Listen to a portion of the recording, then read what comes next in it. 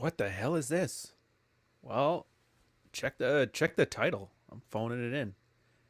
If you guys, something you guys don't know about me, I actually have horrible seasonal allergies, and it turns out I managed to last all the way till what is it now? May, mid-May, but it knocked me on my ass, and yeah, I look like crap. Carl, on the other hand, is busy on some previous engagements that he'd committed to.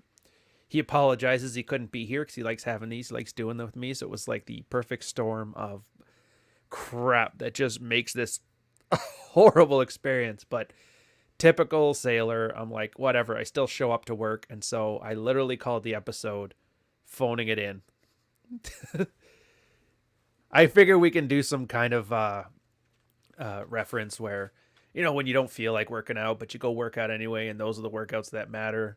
Or, fighting through. And I'm like, it seems kind of derivative. Let's just shoot the shit and do some red pill stuff. Because, not gonna lie, the F these commercials. Oh, is there actually commercials popping up? Like during the live stream? That's kind of neat. But I recognize a lot of regular faces. I see a couple new faces. That's pretty awesome too. I guess on the photo, if you're wondering where this photo came from, this is when I was in Oman, Muscat, Oman, which I thought was awesome. So at the time, and this is actually a funny story, the driver told me that Oman had just opened its borders to foreigners like in 2005. So very, very recently. Before then, it was pretty closed and secular. And from what I understand, the rest of the Muslim world kind of considers them the Appalachian Mountains of the Middle East. But I like Juan's there. Hey, no, Carl Ryan probably insisted on looks money game. Yeah, he loves that topic. Yeah. Oh no, Dante. I recognize D Man when I see him. Anyways, so first thing we did, we get in the cab, we're joking around, we asked about like bars and that in town, and I don't remember how the conversation went up, but he pulled out, he had two flip phones, because that's what we had at the time, was flip phones. And he goes, this is the one for my wife, and this is the one for my girlfriends. And I started laughing, right? Because this is like traditional, conservative, Muslim, Middle East, closed off from the outside world. They only just got internet and stuff, like that kind of thing, right? And then he flips the phone up and he has a sex tape he filmed with his mistress. And I started laughing on that when he goes, yeah. And I'm like, I thought like the Muslim girls here, like, don't you guys wear beekeeper suits? Why do you even call them beekeeper suits at the time? He thought it was hilarious. He goes, nah, yeah, they just don't want to, don't show their face. And I'm like, all right, fair enough. And then he starts telling me about the sexual marketplace in conservative, isolated Oman. And it sounded really familiar. Hey, Mish, hey, Spark. So there was a couple little nuances, and I know I did that Twitter cast with a couple of the people on Twitter there, which was fun.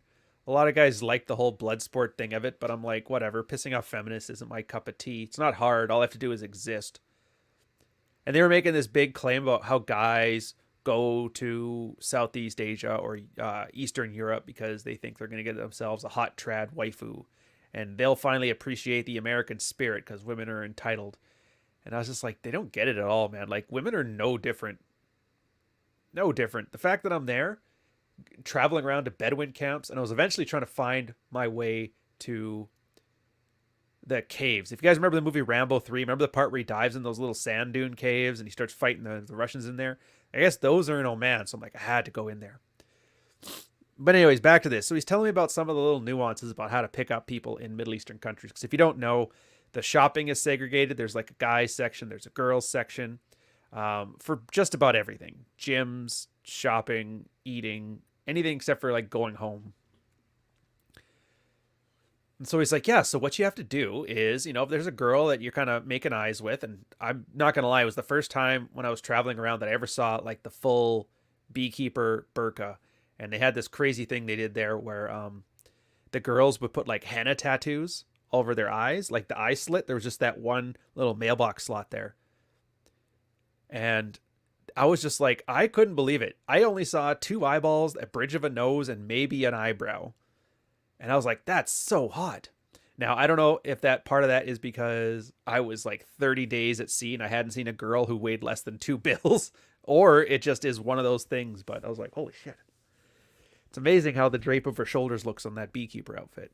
Anyway, so you put like a note with your phone number and that on it. You put it like on the demarcation line between the male and the female space, and then you leave. And then the girl walks up and takes it, or vice versa. And they start saying, yeah, women here are actually sexually pretty aggressive. Like what they'll do is, and when we pulled over to like a Bedouin camp, he always had his window rolled down a bit. I'm like, it's like 50 degrees out here, 50 Celsius, which is like 120 Fahrenheit, I think. But why do you crack it down? He goes, well, because if girls are interested in you, what they'll do is they'll call their version of the DMV, and they'll run your plates to find out who you are. And if you're somebody cool or important, they'll just like drop their number on the seat of your car. I was like, oh, that's kind of neat. So like they had a very like low down sexual marketplace thing. Yeah. So it's super interesting. Thank you, by the way, Filthy Casual. Need this laid back version this morning. I'm glad you like it, dude. Yeah. And then Mish, he's our resident Saudi Arabian Middle Eastern expert here, which is kind of neat. I call him the red pill Abu American. It's what every dude in the Middle East thinks when they see a veiled woman. They're suddenly 10 times sexier because it's like the lottery. Maybe that's it. Maybe it's loot crates. Loot crates for Tinder. Pay $10, you get 3 loot crates. You get to open one, and hopefully it's not a fatty. And that's where I'm leading into the point here with this. It was a red pilling for me before red pill was a thing. Because this is like before first year Royce, right?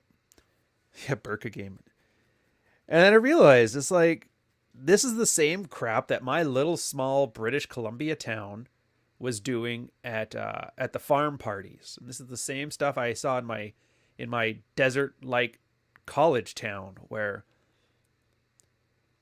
you know, even with just a flip phone, a Crazer, and MySpace or AOM Instant Messenger, girls were still doing this. And then now we got Tinder and High Five, and well, High Five's old, but Tinder and Bumble and Hinge, and I'm sure there's another one, because the cycle of fatties overrunning and removing hot people from dating apps is just increasing now. It's at the point that apps are going to have to be like underground clubs where you have to know somebody to get in. But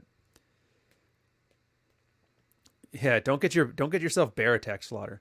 But yeah, it's like none of this stuff is different, and that's why there's very few things that trigger my bullshit detector other than, dude, you guys don't know what it's like right now. You have no idea what it's like. And they start mentioning like girls are just thoughts and they act stupid. They're doing all kinds of nonsense. And their dad needs to. I'm like, dude, this was exactly the same in the 2000s. This was exactly the same in the 90s. And my older sister was like, yeah, this is pretty much what it was like in the 80s. My parents are like, yeah, it sounds like the 70s and the 60s.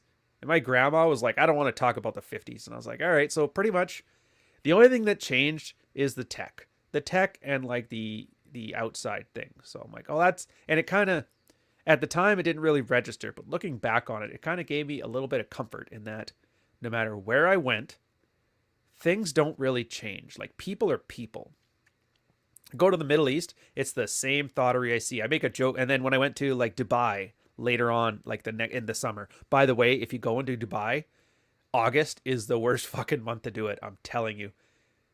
You sweat so bad. As soon as you walk outside, your clothes are just drenched. The only dry spots will be where your pockets are in your pants or whatever. And then you get into a building that's got air conditioning cranked. Your heart just starts doing that, like, goes fast, goes slow. It's like a heart attack waiting to happen, right? But it's the same everywhere. And then I get into Dubai, and then I go to the Rock Bottom, which is, if you guys don't know, that's like, if you're in Dubai, that's the bar to go to. Because there's a bunch of bars, but a lot of them are essentially brothels. It was kind of frustrating to me, because like every place I went, and they're like, guys were like warning me, okay, if you see, and I don't know why it was these particular ones, but if you see a Ukrainian girl, an Ethiopian girl, or a Filipino girl, they're at the bar, they're most likely a hooker or a prostitute or whatever they called them at the time. I don't know. I'm like, that can't be true. And then sure enough, I'm sure there was some exceptions. I couldn't find them, and they sure as hell weren't out that night.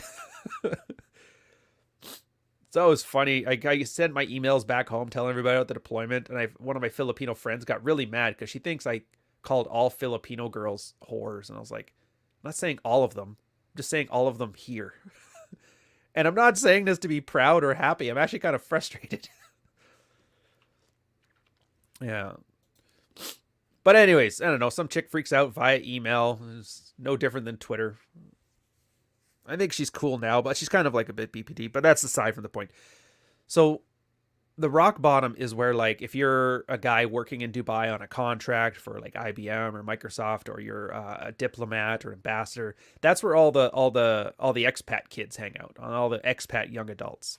So they got nothing to do and insane amounts of money and like flight attendants. It was so much fun. Got out in there. And this is the whole point of like everything is the same no matter where you go. I got to the bar. We got there late. It was like midnight. And I remember just seeing a bunch of dudes surrounding a bunch of other dudes. And in the middle were like four dudes micking at each other, doing the whole like 50 cal finger, pointing each other in the chest, strutting around like chickens. And I'm like, awesome, a fight. This is going to be great. And then what happens is, I don't know, and you know that what fight where the guy's like talking tough, but his voice cracks to go high pitch. They're all doing it in like Farsi or Urdu. I don't even know what they were speaking, but I definitely didn't know it. And then I find out later it was a bunch of Iranian guys and a bunch of Palestinian guys. And the Iranian guys, at one point, one of them got hit in the face, and so they ran off and they got in their Lamborghini and sped off.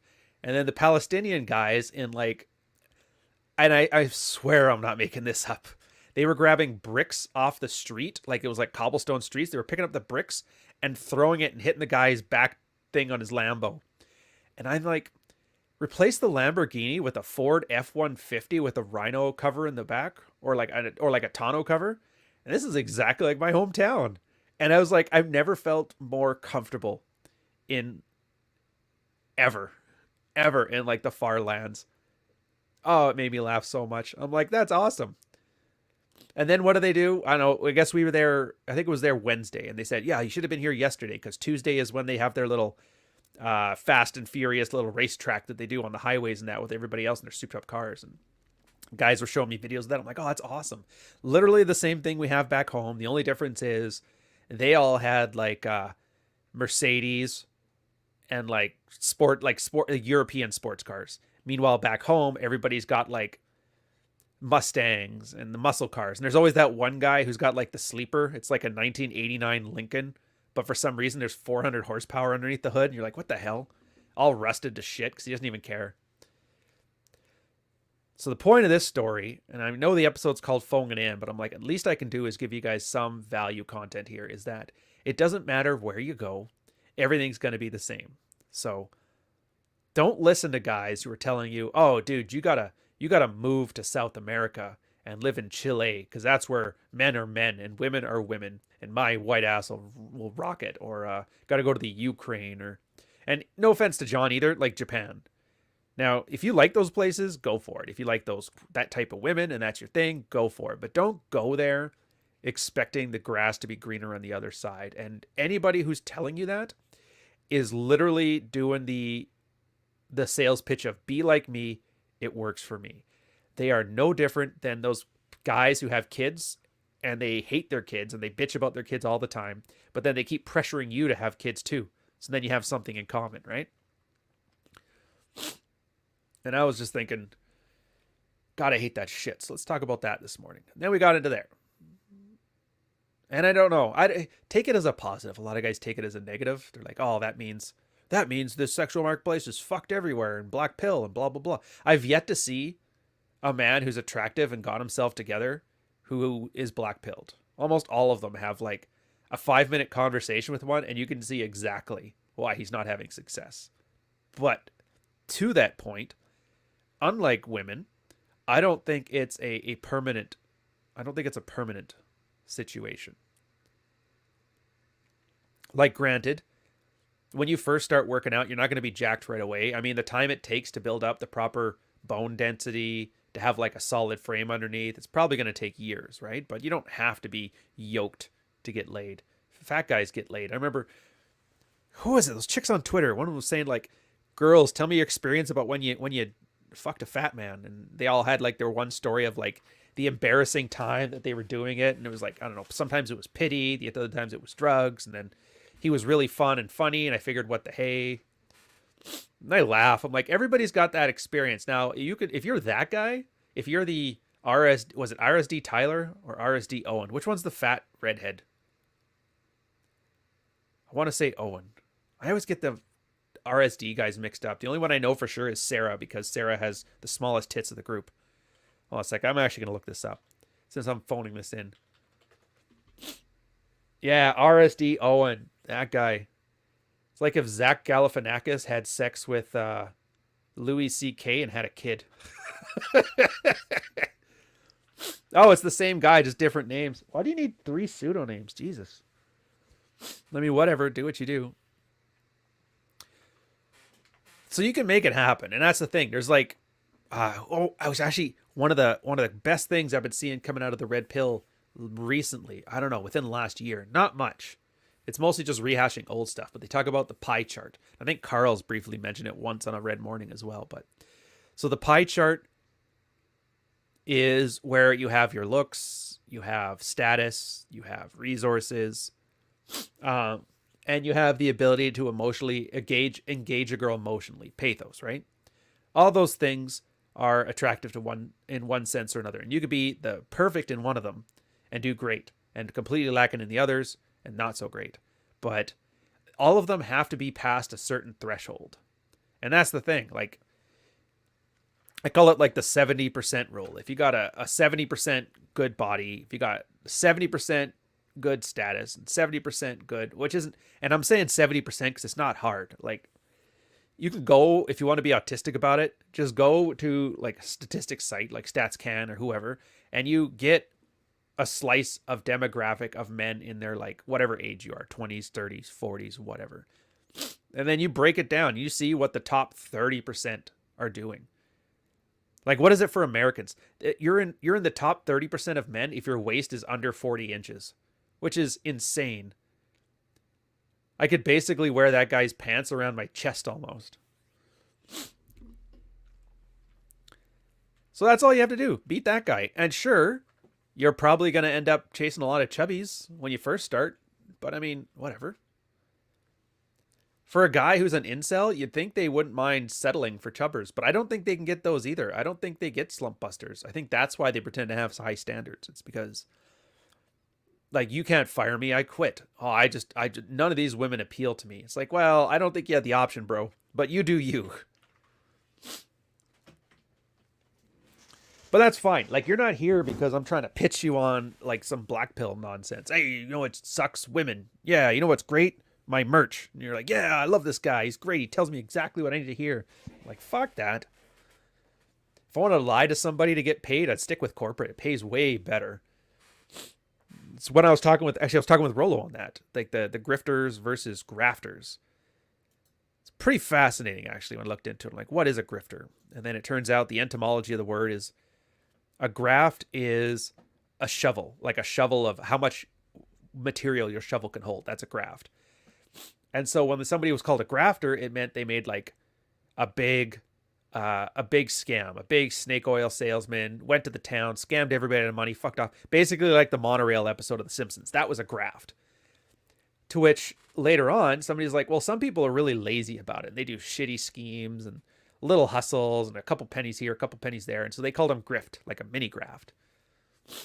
So when I think of people who use the manosphere as a grift, it doesn't show me that they're like evil or sociopaths. It just shows me that, like, how far gone do you have to be to where grifting sexless, lonely dudes who just want to be told that women ain't shit? That's like, this is where I'm at. This is what I got. It's like, dude, talk about being an hero. You know what I mean? By the way, best euphemism ever.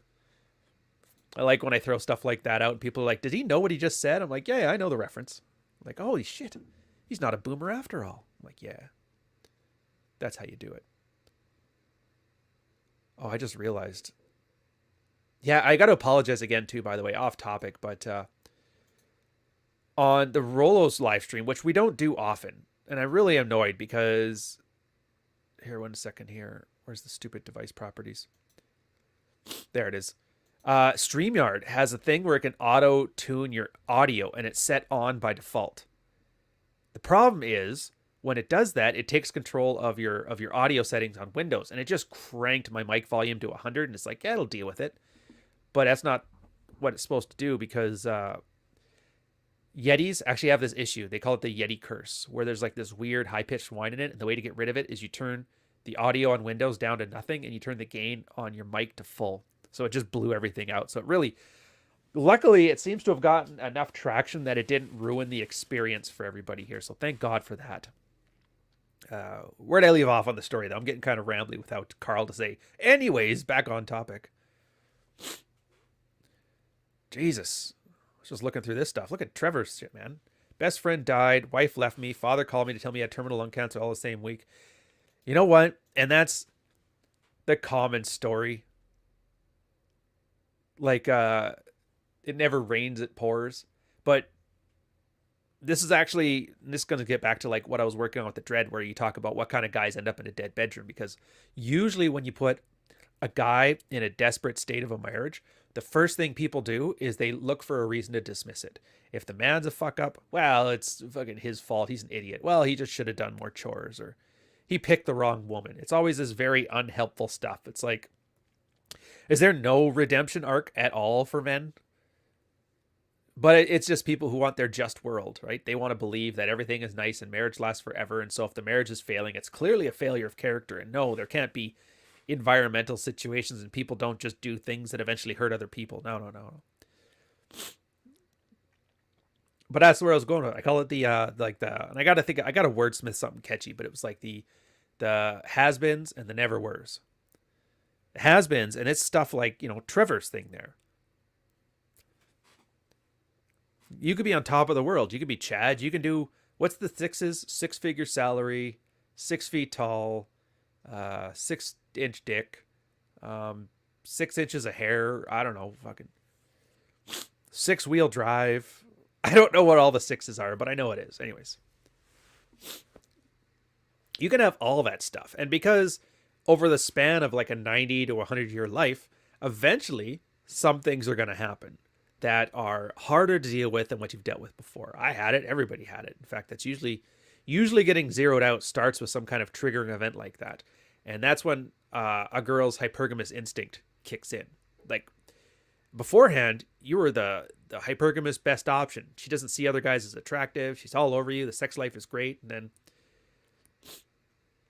maybe a thyroid problem happens. You gain a bunch of weight, and then a medical condition. And because of that, you end up losing some focus. Maybe you get fired from your job. Like, you know what I mean? Little things like that. And then that's where people find out that relationship equity doesn't exist. So the girl, what you would expect, dude, I was there for you all the time, and now I just need you this once. And then the girl looks at it like, well, that one's done. Excuse me. I got to mute for this stuff. Got a case of the COVIDs. And they forget that girls don't look at relationships as if they're investment. They look at a relationship like it's a payoff. Does that make sense? Ugh. Anyways. So they realize that the equity doesn't exist. And it's not just that the girl leaves. Like, yeah, and I admit, Trev, my dad died when I was 18. Like, I'm with you on that. The dad dying is like, I'd rather trade 1,000,000 girls instead of that one. But hey, you don't get to pick, right? At least you seem like an older fellow, so that's like good. You got to enjoy the time you had.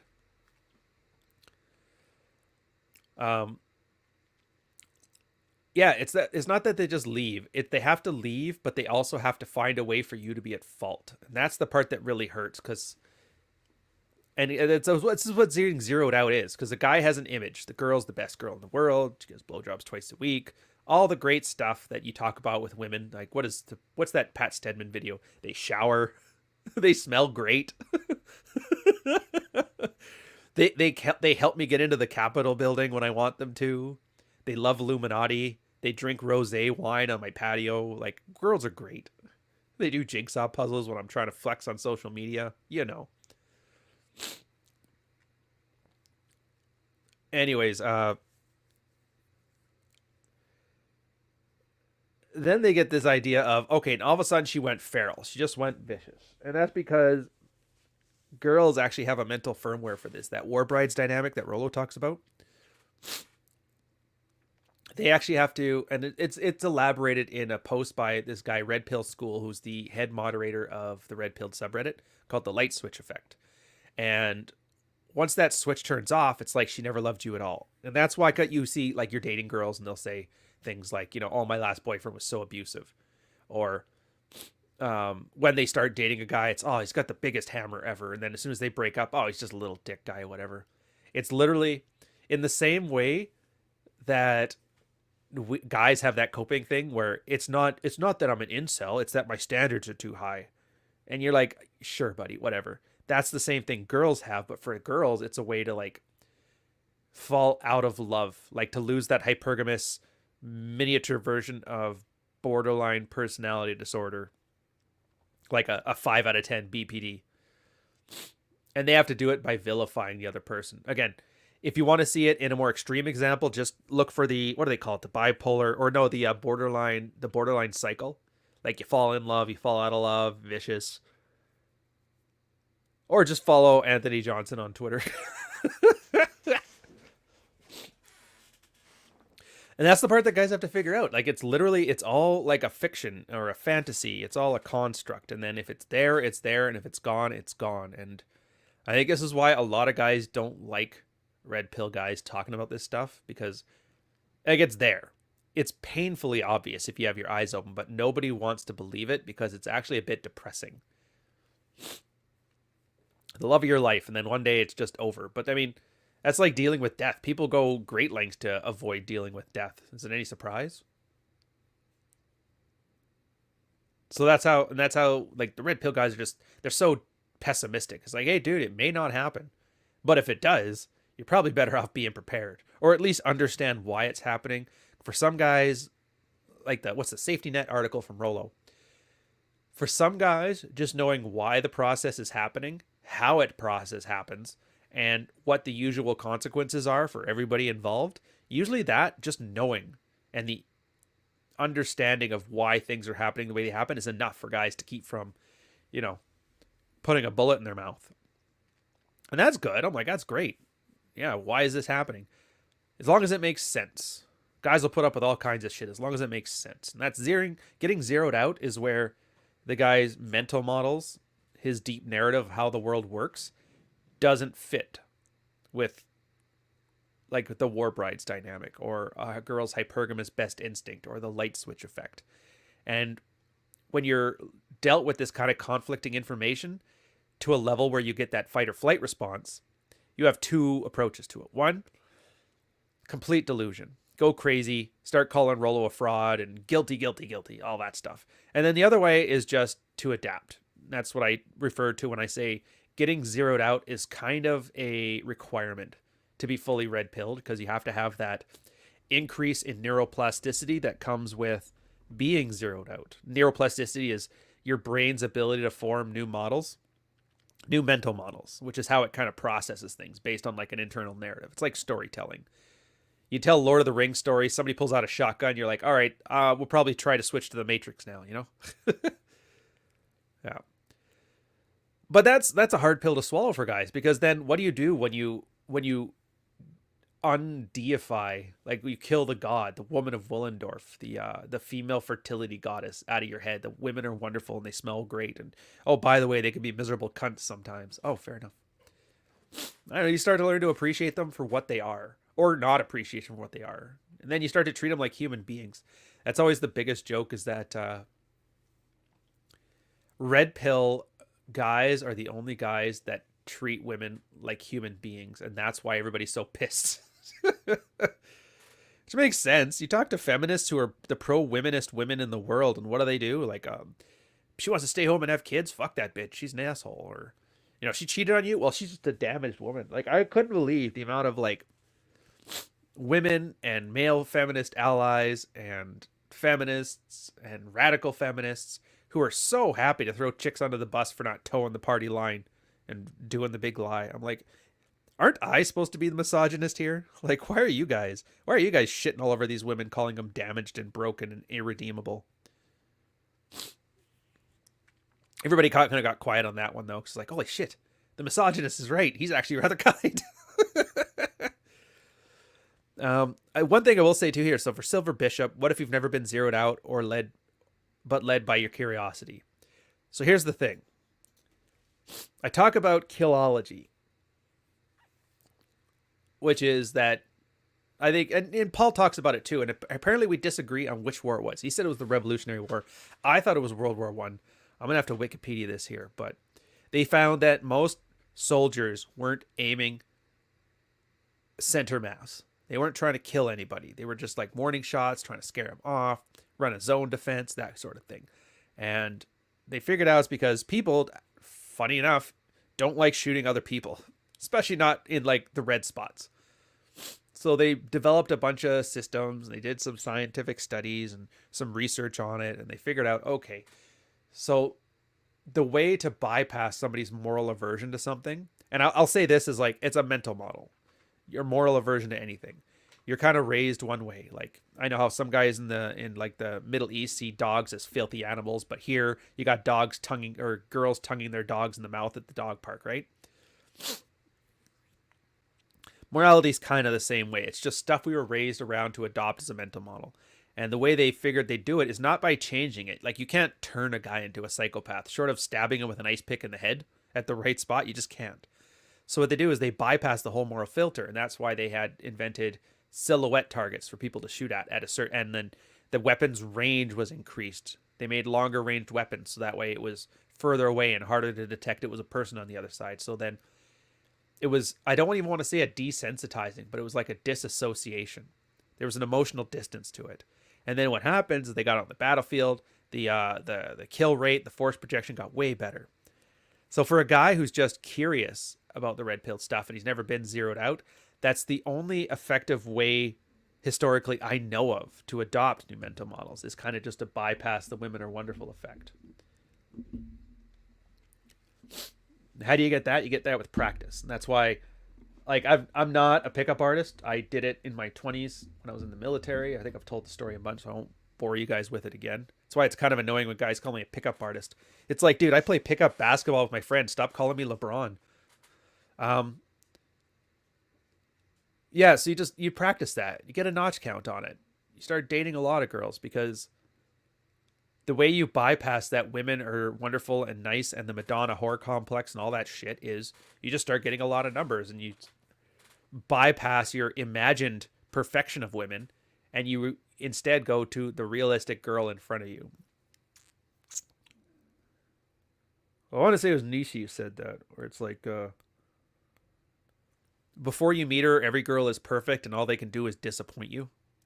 Making reference to that guys being the idealistic lovers, though, right? Thank you, Superpower TV. $5 super chat. You're appreciated, Ryan. Your work is great. Hey, dude, you keep watching and I'll keep making it. Although I think I got to slow down, because I thought I was taking a break, and then I've been looking. I'm like, dude, that's like 4 or 5 videos a week. What the fuck am I doing? Absolutely ridiculous. You guys can't keep up. I already know that. So that's my thought on that. That's where you go with it. So who knows? There might be a better way. I don't know what it is. Nobody else has really come up with a system for a better one. So until somebody red pills a better theory wrapped around some field reports, that's what we're going with.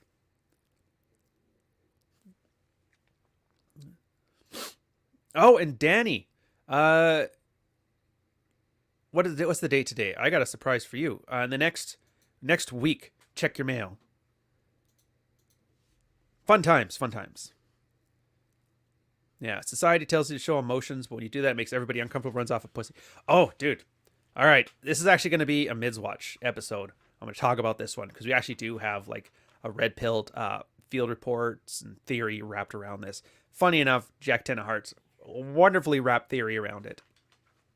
But it turns out, when everybody tells you they want you to show emotions, what they want you to do is reflect their own emotions back at them.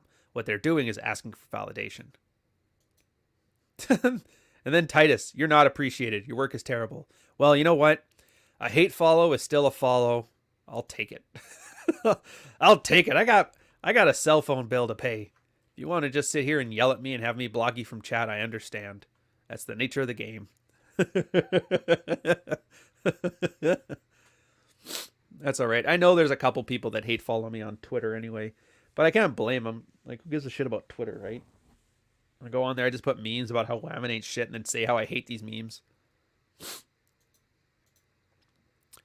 And then Sandy, I'm glad you're enjoying the practical female psychology. By the way, if you guys, I'm assuming all you guys have watched it, but it's one of the, like, the Sidebar series in its totality is something, like, I don't care if anybody watches the rest of the stuff, but if you get through that and have the accompanying books, you're basically going to be red pilled because it's something else. And it's after I made this. I kind of knew it was coming back when Illimitable Man, he talked about the monetization of the manosphere. And that was his anger that this shit should be free forever.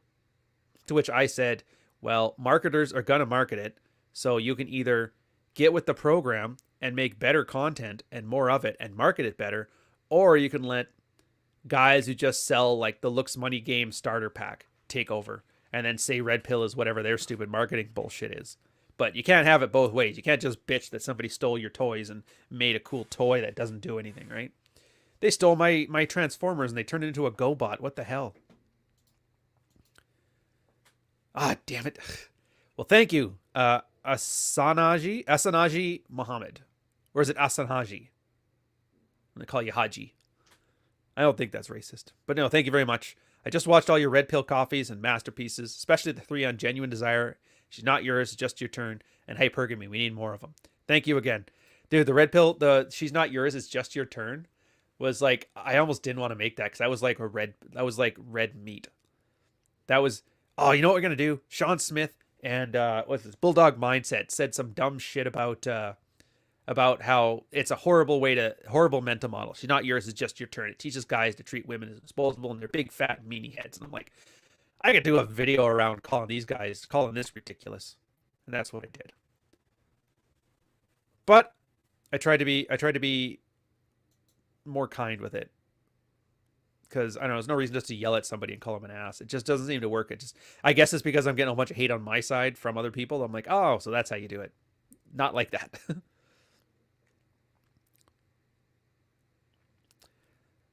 Oh, and Dante, quiet. You're starting to sound like my wife.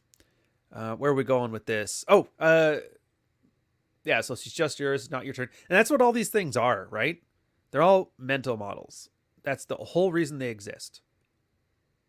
The reason you have She's Not Yours, It's Just Your Turn is a model, a narrative structure you use to frame your decisions. It's actually a concept from, I don't know if he was originally the one who did it, but he's the one that I got it from, Venkatesh Rao. He talks about it in his book, Tempo. The idea that humans create mental models and strung together in what they call a deep narrative. So like, for example, Christianity is a deep narrative. What would Jesus do is a mental model. Because we think in stories. That's why movies and books and podcasts and all storytelling and anecdotes are so interesting to us, because that's how our brain processes the world. And so that's what Red Pill essentially is trying to do. It's a toolbox. It's like, here is a giant collection of various strung together mental models that all have only one thing in common. Just the benefit of men in sexual strategy and positive male identity. Here's why being a man is not fucking retarded. And here is why, getting women is actually pretty damn good.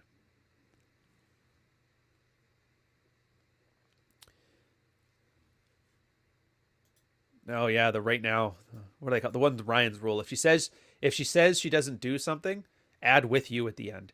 If she says she feels something, just add right now at the end. It helps guys process that.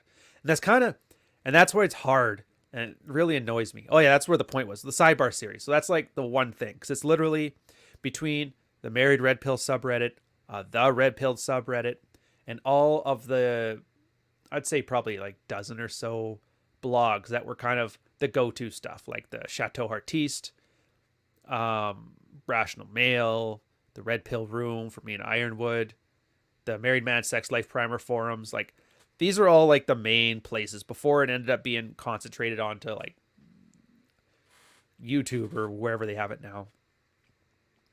And then everybody was just kind of like figuring it out as they go. All right, I went on some dates and I tried this stuff and I tried this stuff and I tried this stuff. And then he would read everybody else's blog and he's like, oh, everybody tried this same thing and it all worked. So let's call it a theory.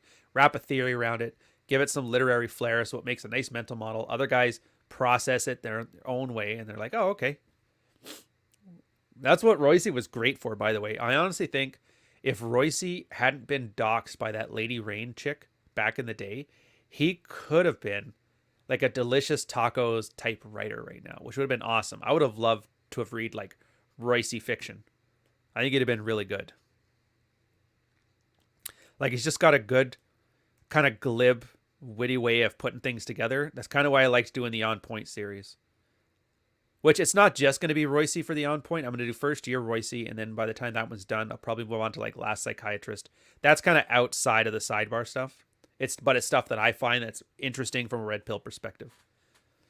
But the Sidebar series, it was essentially all the moderators and the users and the power users. I know it's a weird term, or flared users or endorsed contributors. All the guys who actually put a damn and added stuff to the space.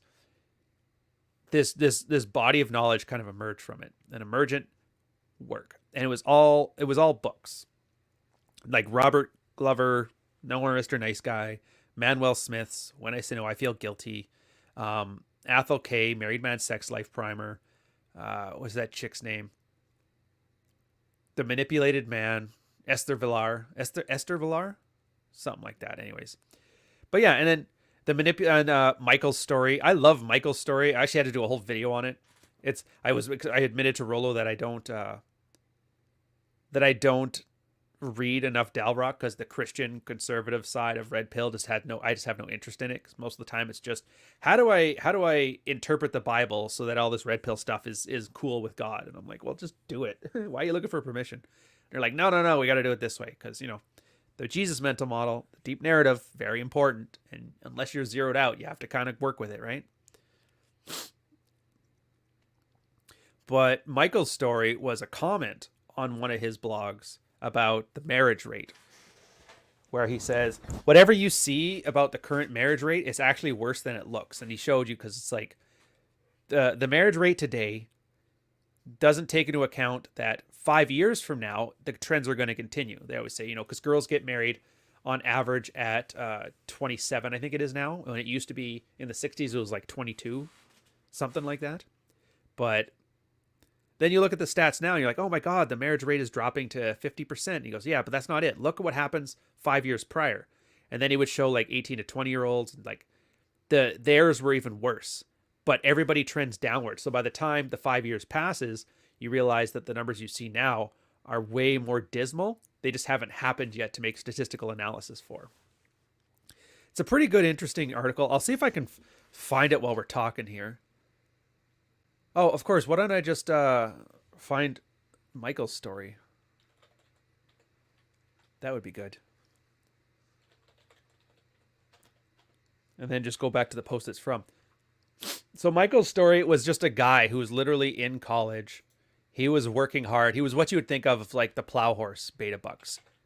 Hey, if I work hard, I can get this great girl. And then he met all the girls in college, and like all of the girls in college were just like, you know what's great?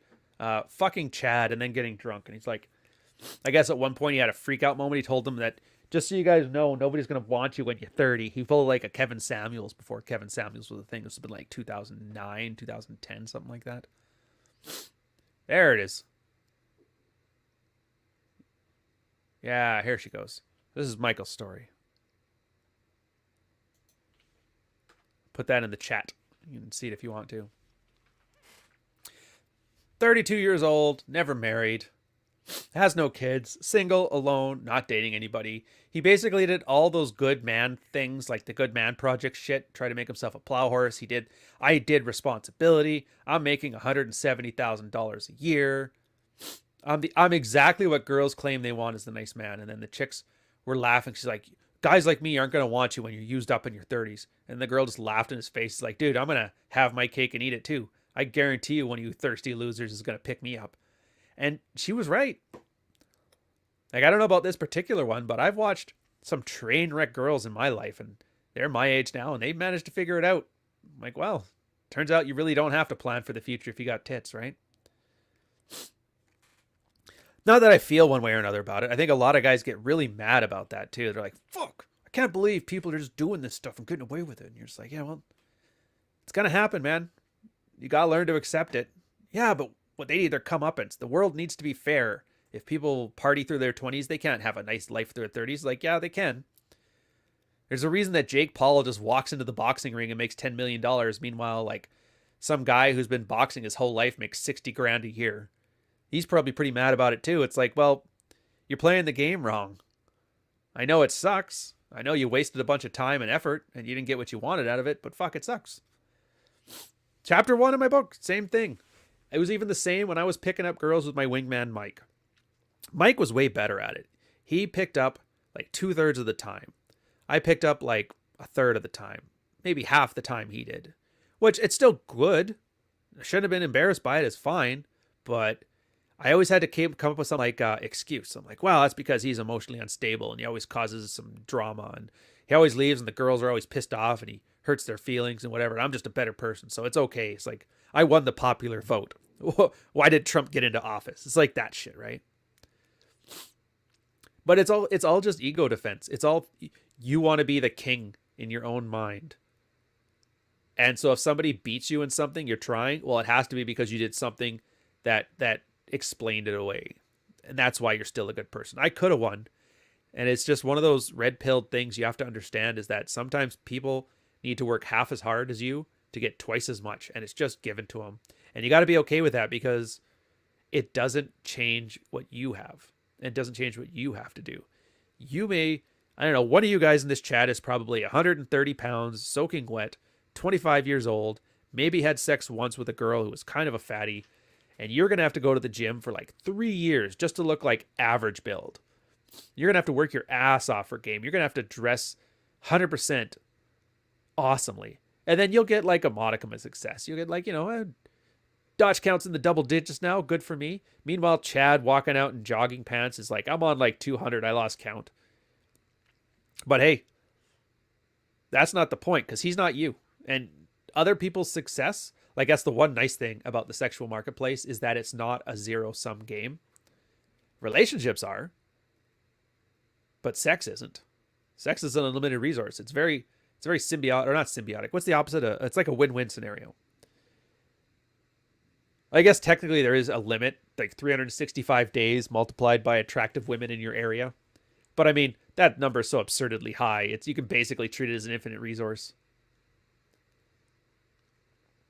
So it's fine. And I remember too, because we used to get in these arguments. This is why I hate talking red pill with chicks, because on my time when I was in purple pill debate, there was this chick there, and I say chick loosely because she was like a 50-year-old Philadelphia borderline racist Jewish married chick. I don't know, Atlas.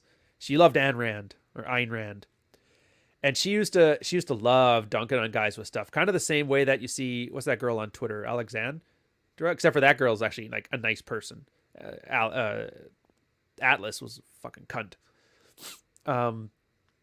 She would put 2 photos. She goes, hey guys, all this Looksmaxing, working out, and game is bullshit. And then she showed a picture of like this model tier guy, super skinny, messy hair, taking a selfie in front of a mirror. Looks like a model, right?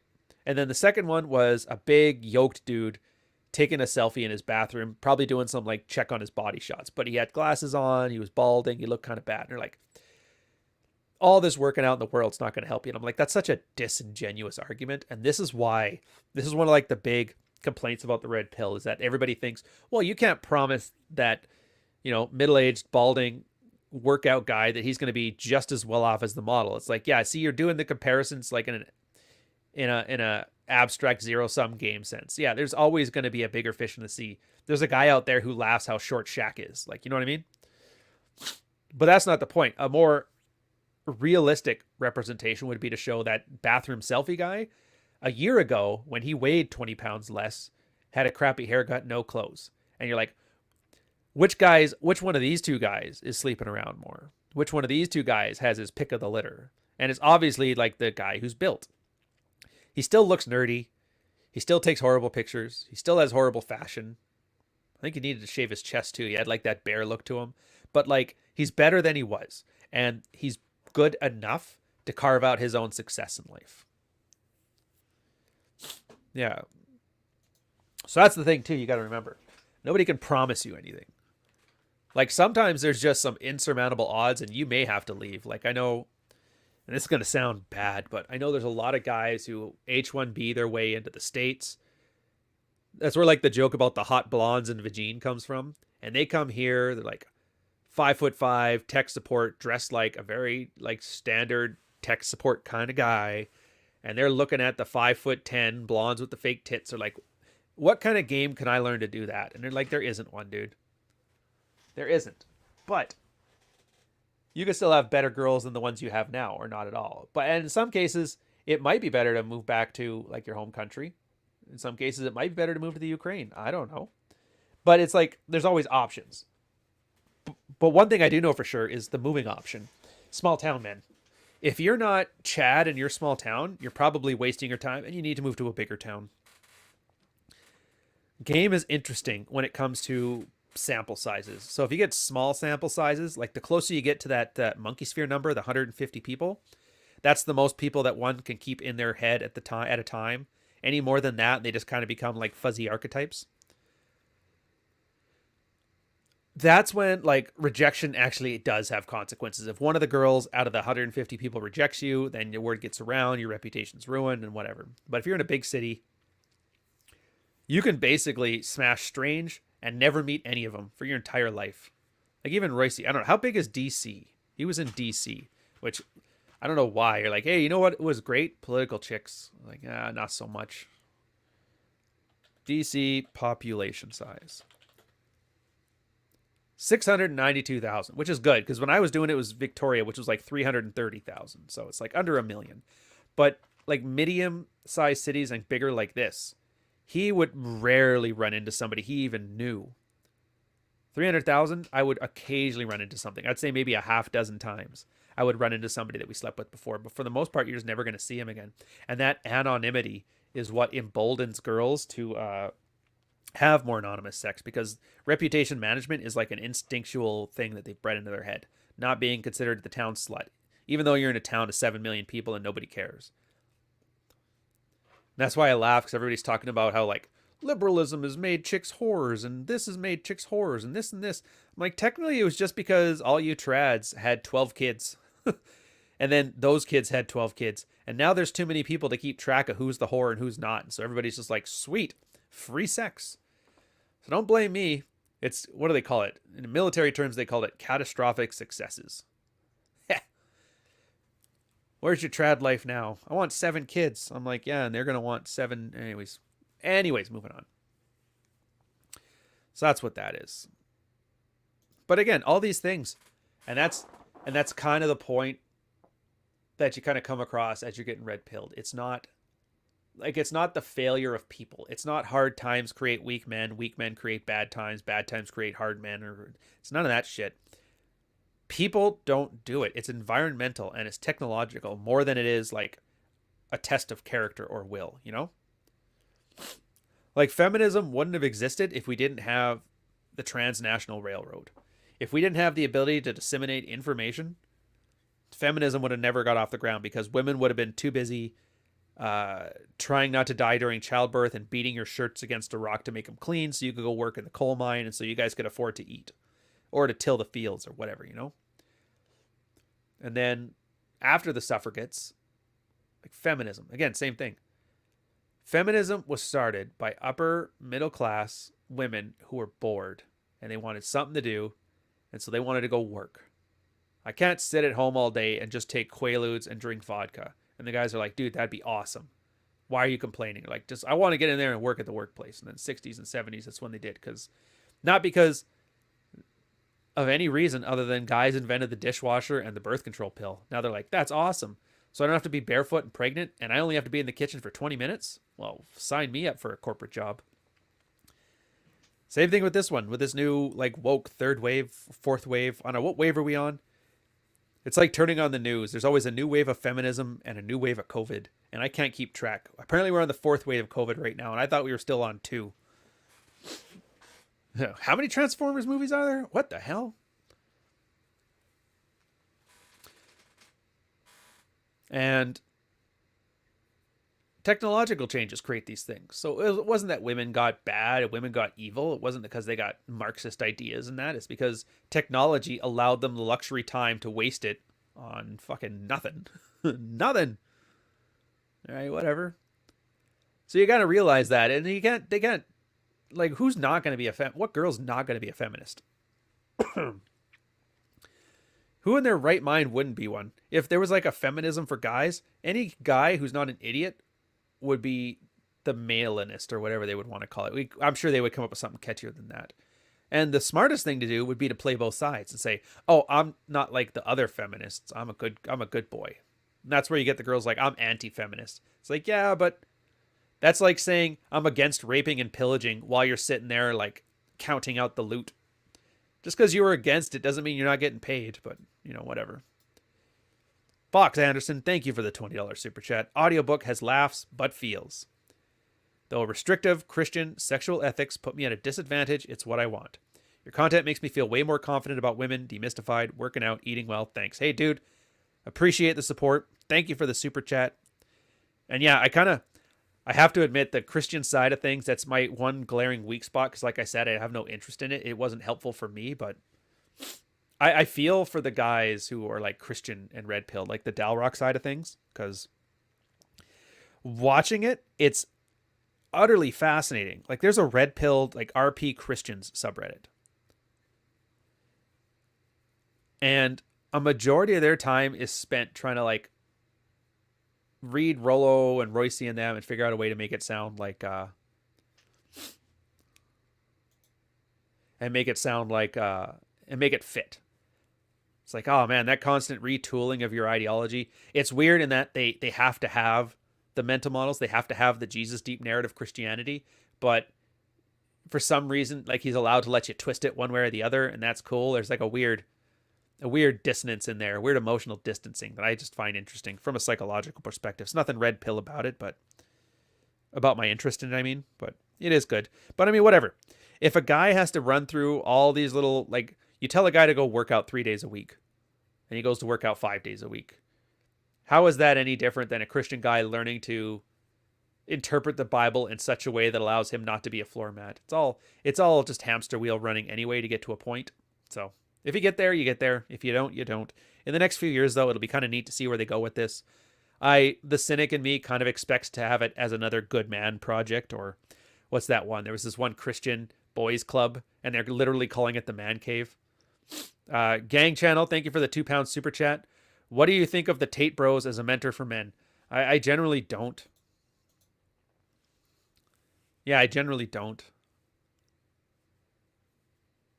Very good marketers, though. Very, very good marketers, and they do a lot of bravado, and they're very, very good at getting attention and getting eyeballs and attracting a certain type of man who's looking for a certain type of thing. So they're very effective at it. But whether I'd want them to, like, I wouldn't want them to be my mentor. But you guys, you make your own choice. I mean, at this point, everybody who's known in this space has a pretty decent body of work that there's no excuse not to know what you're getting into. So, yeah, I'm kind of past, like, I know we still poke fun at grifters, but I'm kind of past trying to convince the audience one way or another. I'm just like, fuck, whatever. You guys will figure it out the hard way, or you won't, or I'm wrong, but, time will tell. As long as I can pay my bills, as long as I can continue to make good content, as long as I can continue to grow as like a cinematographer or a podcaster or whatever, I'm happy. I guess I'll have to start some beef though, because that's how you get eyeballs on you, right? And then Wando, would you go to the TRP New Mexico or New Mecca, Miami? Dude, like whatever. Look, there is no red pill Mecca. I'm telling you right now. The Miami thing is just because there's one podcast down there now. It's got a lot of flash and a lot of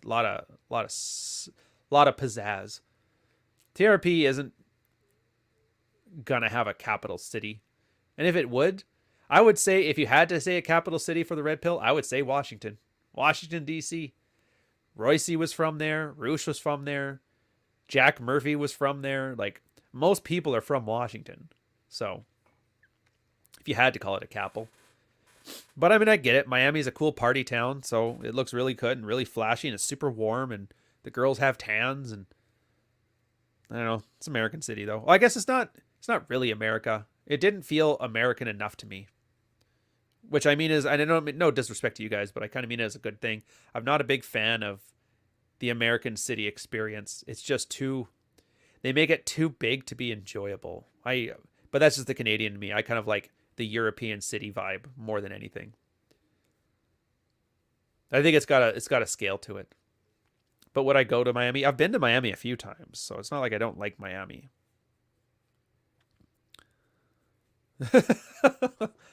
Okay, this is kind of funny.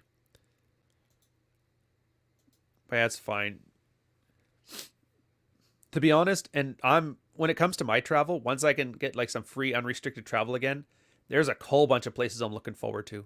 I've been dying to get to Spain. I have been dying to go back to Croatia. And I really want to see what the hell southern France has about it. And my girl's been telling me, you got to go to China. She's been there twice now. She's like, you got to go. You're going to have a blast.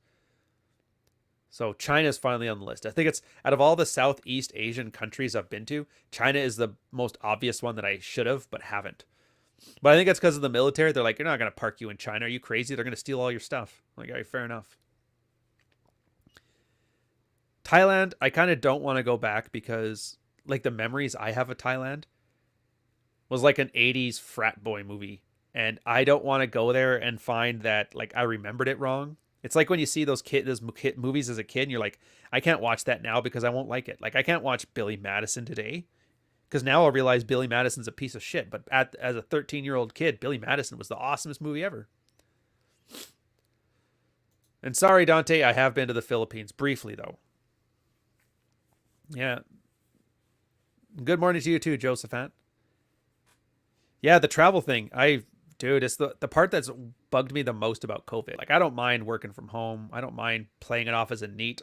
I'm kind of busy with work anyway, but there's only two things I really enjoy. And the one is if I get bored at home, I like just going to Starbucks and treating that as my office for the day. Go write the book in Starbucks, drink a bunch of coffees, have fun. Literally as a second office. And then random travel to random countries. It's just so much fun. And I don't like travel like Americans travel. I don't do all-inclusives. I don't even do hotels. I literally look for an Airbnb in the middle of town and then go down there and like go grocery shopping. Basically live on the economy for like a week as if I was like a native of the town. And that's the part that was nice. Oh, and yeah, New Zealand. That one's on the go too. The only reason I'm kind of humming and hawing is because after the trip to Australia, I didn't realize how long of a flight it is to get there. Like I was an idiot when I went to Australia. I went down there.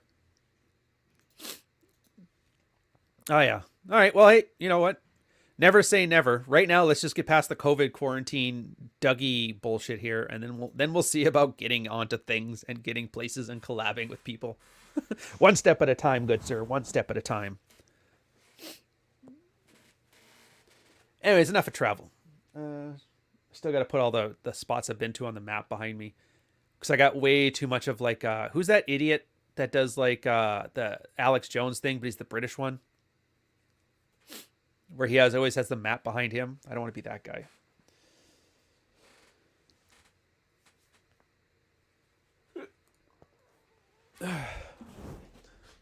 So back to red pill stuff and the travel.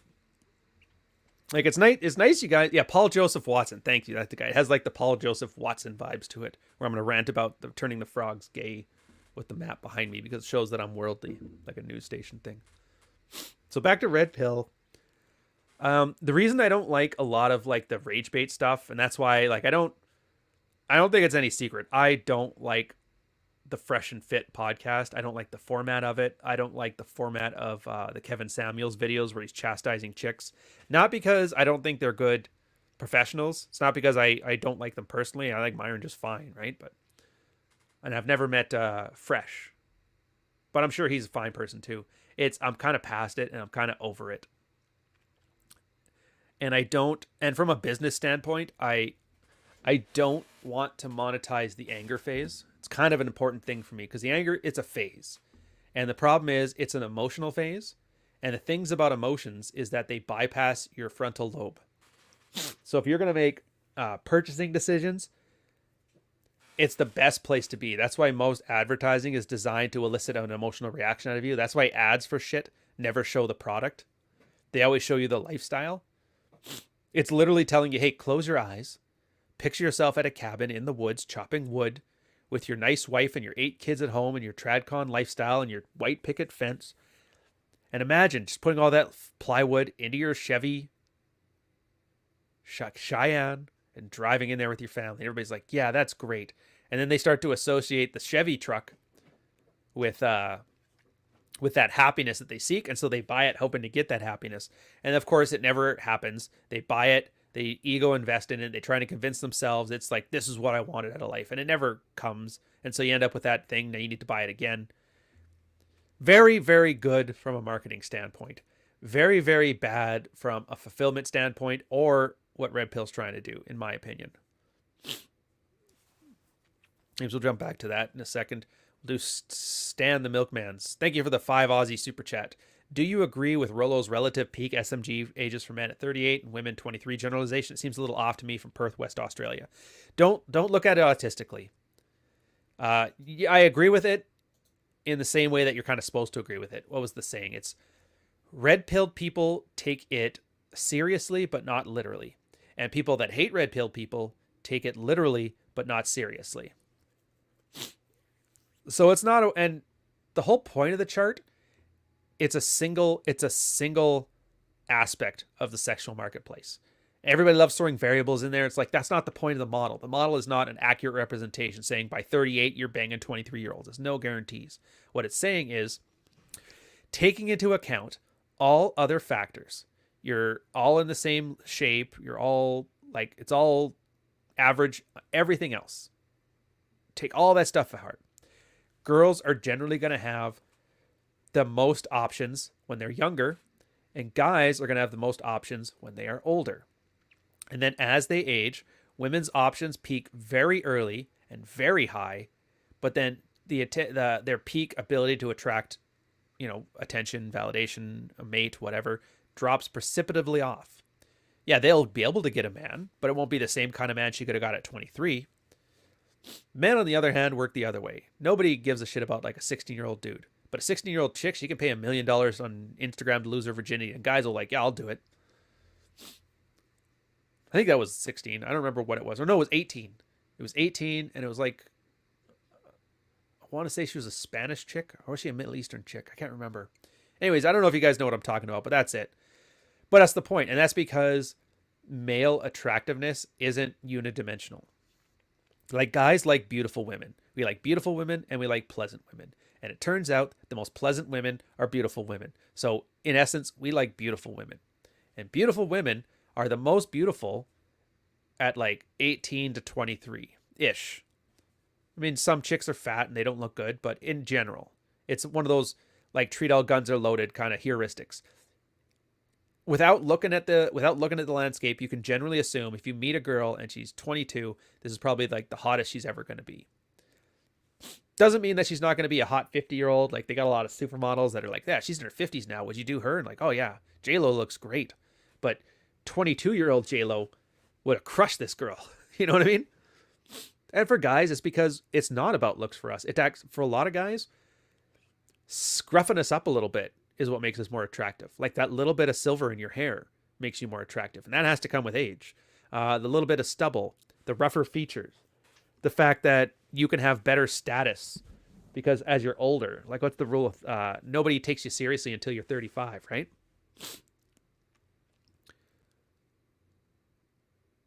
You get established in your career. Usually by the age of 35, you're going to own things, a house, a car. And it's not that, and girls are attracted to it, but watch, I'm not going to get into this part of it, but watch Practical Female Psychology, where I kind of lay down why all girls like guys who have money and stuff, but they do it for different reasons. Like there's a difference between the adventurous' reasons for it and the good girl's reasons for it and the materialista's reason for it. Go back, check it. I think it's episode 7 and 8. Or no, episode 8 talks about it. Possibly 9 too. But I mean, whatever. If you're here, you've probably caught them all anyway. Uh, so for us, and those things take time. Like guys aren't coming out of the womb rich with stubble with, and there's a confidence to it. Again, what's the other one at 35 is when the little head gets shouted down by the big head, right? It's where you think with your head and not with your libido. Your testosterone drops just enough onto that level where you don't get a hard on over a stiff breeze, which gives you a certain aloofness and a confidence to you, which makes you more attractive. So it turns out your ability to elicit emotional reactions or to not elicit emotional reactions from girls makes you attractive too. And so for that, guys get attractive older. Now, Rollo even admits the dates are arbitrary. It doesn't matter if the peak SMV for girls is 18, 19, 20, 23. We know it's before 30. Like, we know that much. It's before baby rabies coming, because it turns out that desperation of a girl who has baby rabies is not attractive. So it's before like 28. We can argue all day about what year it is, but I mean, that's just a waste of time. Just know that that's generally what happens. And that's why if you're looking to date a girl and you're in your mid 30s or early 40s, aim for a girl in her early to mid 20s. Why not? Why wouldn't you go after peak when you're at your peak, right? Heck, wasn't it just Danny California or Sophie or whatever they call her on here? The engagement didn't work out. Got herself a new boyfriend. He's like 40. She's like, oh my God, 40-year-olds are hot. It's like, holy shit, guys. Who'da thunk? I will, actually, you know what? I have to do this too. Oh, fuck, I hate how I have to do this. So 50 casual. Thank you. I always have to preface this because there's always some idiot in the chat, either some black pill dude or some hardcore feminazi saying, oh, they just want to sleep with like Chris Hansen this shit. And I'm like, no. Look, I'm not going to get into like the evolutionary psychology reasons why, in the medieval times, girls getting married at 13 was a good, like none of that shit. All I know is right now from a sexual strategy standpoint, going to jail is one of the worst sexual strategies you can get. So whatever evolutionary psych reasons you can give me for girls that are under the age of consent, I don't give a fuck. I don't want to hear it. I don't mind taking the loss on this one, sir. Thank you very much. That and the fact that I don't think I could date. I once in my life when I was above like the legal drinking age, I dated a girl that was below drinking age. Logistically, it's such a pain in the ass. I just wouldn't do it. It's like, nah, I can't leave you in the car while I go to the liquor store. That's one of my hard and fast rules. I don't care how hot she is. It's like, it's just a pain in the ass. Plus, I don't trust you in my car not to go rifling through my stuff, Yeah, being in jail sucked. I bet it did. It's definitely not fun. But once you get out, you can start talking about how you're able to give masculine advice because you went to prison. Isn't that like the newest thing? Talk about your jail time. It's never cool things either. You notice that? All the Twitter brands who brag about their jail time, they never were like, I was in jail for murdering 5, like the Con Air thing. 5 guys attacked my wife and I murdered them. Or somebody hit my dog and so I punched him in the neck and I went to jail for assault, or something cool like that. It's always like grand larceny or tax evasion, like all those. And I guess I whatever, but it's just, yeah. If you're going to go to prison for some cool shit. Don't brag about, yeah, I went to prison. Why? Well, they were on tour that day. It's like, I was in with that school program where they scare kids straight. It's like, I don't know if that's the same thing.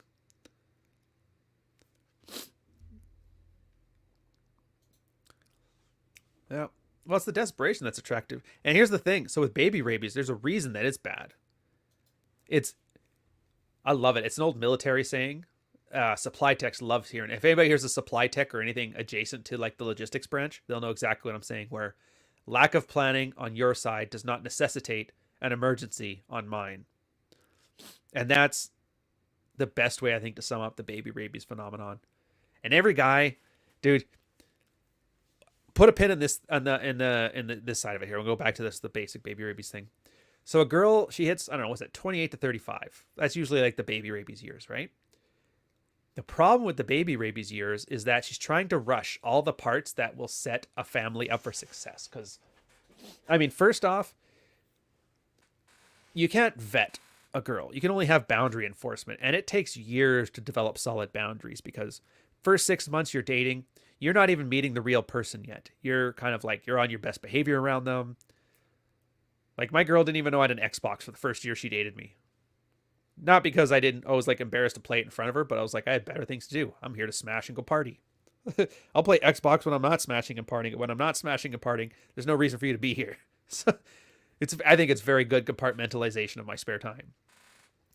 Uh, yeah, so it takes like 6 months just to get past that initial dating phase. Maybe another 6 months to even think about moving in together. And if you move in together, you got a completely different dynamic there. You basically have to rebuild all these boundaries. Maybe she was the greatest girl and she cleaned your house every time when you had to go to work early and she was passed out on your living room floor or whatever. But then you live together and you find out, oh my God, she has so much makeup. It's just everywhere. Like I had a roommate like that. She was an esthetician.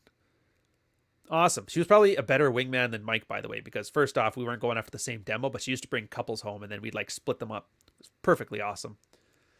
All right, you get the boyfriend, I'll get the girlfriend. The next day, they'll tell each other that it never happened or break up and agree it was mutual. Sounds good to me. But she had so much makeup, I didn't know what the counter looked like. So what I used to, and then it used to come out into the kitchen as well. So what I'd do is every like month, I'd grab one of those giant steel popcorn bowls and just rake all of her makeup into it and leave it on her bed for her. I'm like, here, you got to deal with this stuff. It was like a mound. It was like crazy. It looked like Christmas. Or it looked like Halloween bowl, like the one that you give the kids the candy, except for it's for like 25-year-olds. But yeah, so you got to develop a whole new boundary enforcing dynamic there, and that's after a year. And don't get me wrong, then maybe 2 years, 1 to 2 years, you're in a living situation. You understand the person, they understand your boundaries. You've probably been through 1 or 2 like speed bumps to see how easily triggered her war bride dynamic is. Like it takes all these things together until you can have like a reasonable assurance that you guys are as close as you can get to like the ride or die bitch, you know, like somebody who's going to be in it for the long haul, obviously knowing that nothing lasts forever, but it will cut your odds considerably. With baby rabies though, the problem is they're looking at you. Is he good at making babies? Can he make babies? Will he stick around? And whatever happens, they're like, yeah, I think he would. And if they don't, you're like, oh, it was bad guess, bad judge of character. It's like, no, dude, you'd have sorted this out, but you're rushing it. Plus for the fact that the kind of girl that really wants a man like that fast will do what they think he wants them to do. And that's what they call a narcissistic mask, or like a borderline mask. It's a mask. It's literally reflecting the other person's wants and desires back on him. That's how every guy with his borderline girlfriend dating story, every time, and that's why they're all the same. The girl wears a mask. The guy puts his heart on his sleeve. The girl reads it like it's tea leaves, does exactly what he wants. He's like, this is the greatest girl on earth. She's everything I wanted to look for in a girl. It's like, yeah, well, you told her what you wanted, and she's play acting it. And then emotionally, once she's done with it, And that's how you get these guys that, yeah, we got married. She was 28. I was 27. We had the first baby. Now she's got postpartum depression. She doesn't want to have sex with me, and she's miserable. It's like, yeah, because you guys didn't establish any healthy sexual dynamic or boundaries beforehand. She was just baby crazy. Some of the married guys notice that too. They'll have like borderline dead bedrooms until the girl wants a baby, another kid. And then she just like fucks them all the time. They're like, this is great. Finally, our marriage is together again. And then the baby comes and then it dies back off again. It's like your game isn't good. The girl is just desperate for a kid. And every girl kind of does that. Like, I don't think any guy, even guys who have like girls who don't want to have kids, every one of those guys will tell you at one point they've sat there and had to have her like cry when he was trying to get some sleep about it. It's just girls. They cry over everything.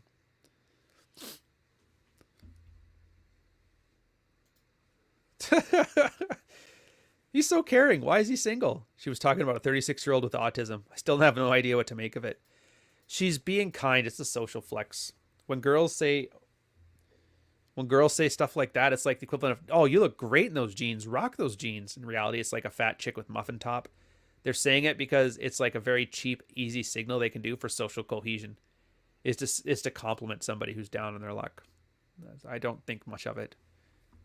Most of the time when girls talk, it's not to share information, but it's to establish status and build reputation. If you keep that in mind, you'll get past a lot of these problems. All right. So I was going to put my pin in it. Oh, on the baby rabies thing. What was I going to say on this one? Oh, no, that was the married side of things. Yeah, the baby rabies when they get it otherwise. A lot of guys notice that too. It's like just talking about a vasectomy can get like fights going on in the house. Which is funny because like my body, my choice seems to matter until it's like your body. Then all of a sudden it's like a mutual decision. Meh. But hey, chicks do what they do. And that's the thing. If you've got enough of a notch count, you're going to kind of seen it, been there, done that, got the t-shirt, fixed the STD. And then when you see this thoughtery happening now, sure, it's a bit amplified because it's social media and it's 2020 and the 1 in a million type of asshole. Now there's 350 million Americans. You're going to find 300 of them and they're all on TikTok being the ultimate asshole. So it's really hard. It's really hard to get you riled up again when you see some chick pulling some thoughtery. It's like, yeah, I kind of remember a 5 out of 10 version of that when I was in high school. You know what I mean? And that's where I want guys to be with this. All of this. I would love it if you got to the point where you're kind of just like, thoughtery doesn't get you frothing at the mouth, doesn't get you saying wham ain't shit. It just kind of gets you a shrug, maybe a chuckle if it's something particularly funny. The occasional come up in story, you know? Because I think that's where that's the only place red pill really has to go. It's all we got, because when it comes to how to get laid, pretty much everything that needs to be said has been said. Like, there's already a social media hitting on girls on social media guide. There's like the Mallard Coves Tinder guide. Everybody talks about Instagram game and how to do it, and the day approaches, that stuff's been done to death, and night game, that's been done to death, and the stuff is all there. Everything is there. And then on top of that, a lot of the inner game stuff, the psychological stuff. You know, how do you build healthy mental models? Why is psychotherapy probably not the best thing for you as a man? Why couples counseling is bullshit. Alternatives. Essentially, the married red pill has replaced marriage counseling for men, which is good because it actually works. It actually works, and it's not a prelude to divorce. The red pill, and yeah, so you got all this stuff sorted out. The only places you can go from there are like the political realm and entertainment, and I don't think the political realm's a good place because it's outside of scope. Like, ideology and politics are all about establishing values, which is like, red pill's never about value systems. You're supposed to have your own value systems, a strong set of value systems that aren't dependent on what other people tell you they need to be. So then all of a sudden saying, oh, well, red pill is like the Trump train, and red pill is this, and red pill is that. And you're like, you're kind of missing the point, dude. That's why I have really like very little respect from a professional standpoint for a lot of wink, wink, red pilled content creators. But so you can't really do that. So then entertainment. I'm like, well, all these dynamics, like, God knows, we have enough shitty Star Wars movies now that clearly there's a case that could be made for classical stories with red-pilled concepts that are engaging and entertaining. I think, anyway. So I it's kind of what I'm looking forward to. And that's why Rolo and I were like swooning over like delicious tacos and garage and that stuff. Guys who are like doing this as like art projects and writing projects and movies and that. Ideally, I'd love it if some guy was like, yeah, I used to watch old Rollo Tomasi live streams. And anyways, this is my new feature film out called, I don't know, Predator 2, The Predating. You know what I mean? That'd be awesome. I think it'd be pretty cool. Unfortunately, though, that's where you get like the red meat shit. So I kind of like, oh, okay. Well, I guess we get Jerry Springer, like you were saying. We get people yelling at chicks who had 6 White Claws in at the bar about how they're wasting their youth and no high quality man's going to want you, girl.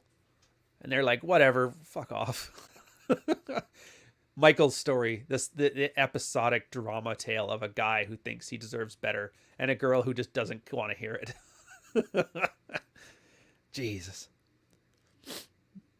But whatever.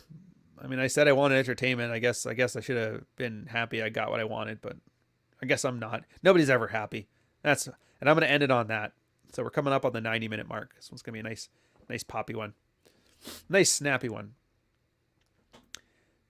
By the way, I do want to stand for Aaron Clarey too. I've liked Aaron Clarey for a long time. I still remember getting bachelor pad economics when I found out about him through like Terrence Pop videos. Who still to date is the first guy that kind of got me into like the red pilled space with his administrative violence video. If anybody's in the military, I strongly suggest you watch Terrence Pop's videos on administrative violence. They're just well worth it. But I hope you guys enjoyed yourself. From what I know, Rule Zero is on Rich's channel today. I cannot remember the topic. I don't know if I'm going to be there. We'll see. If I start feeling a little bit better, I might join it, but I might have to bounce out on this one. But it's still going to be good. Rolo and the gang will all be there, and Rich is back. Rich is probably gonna have a nice red sunspot on the top of his head for riding that fucking Maserati around. Quarantine, huh? Can't quarantine me in the car. Plus, he must love it because the roads have like no traffic on them. No traffic whatsoever. I guess I should do the pitch things. Hey, fuck files. It's on audio. It's on book. Check it out. Links in the description. Anyways, thanks guys for sticking around. Thank you so much for the super chats. The support really helps. Don't forget to hit like if you like the video. Don't forget to subscribe if you haven't. It all helps the algorithm. And then as always, Monday, Wednesday, and Friday, I got the second channel, Digital Ryan, where we stream games in a much more casual environment. Mondays are Tekken, and so far it's Wednesdays and Fridays are Minecraft, because I can actually focus on what you guys are talking about. But it's nice and intimate. Instead of me talking to you or me making a video about a concept, it's literally you guys and me and whoever else having a conversation. And I like that. And then there's always, oh yeah, so if you haven't been on the Patreon in a while, last month it's blown the fuck up, and it turns out there's too much content for me to get out of 2 hours of podcasting on Friday of the Q&As for the Patreon awards.